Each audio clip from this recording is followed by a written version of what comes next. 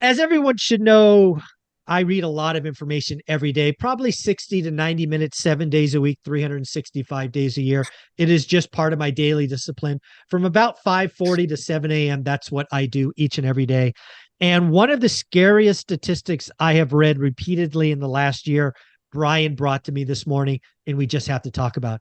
And that is roughly 50% of people that make six figures live paycheck to paycheck. Brian, what the heck? What's going on? It's so much to say to that, Mike. And I'll start here. I'll zoom out for a second. We've been hearing rumors about the middle class going away.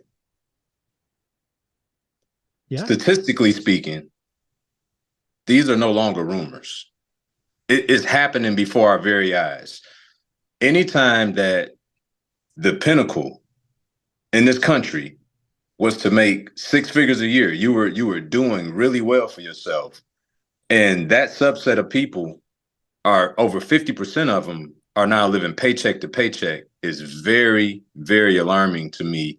And while some of it can be poor stewardship, poor money management, it could be those things.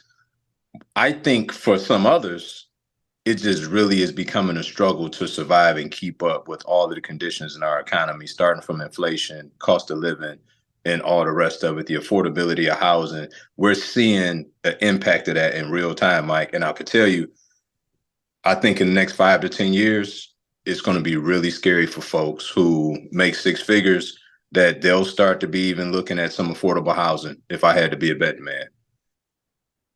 I suspect there are already some cities where that's a true statement. New York, LA, Miami, like the expensive markets. And unfortunately, I think you're right. It may come to a larger swath of the country in the next 5 or 10 years.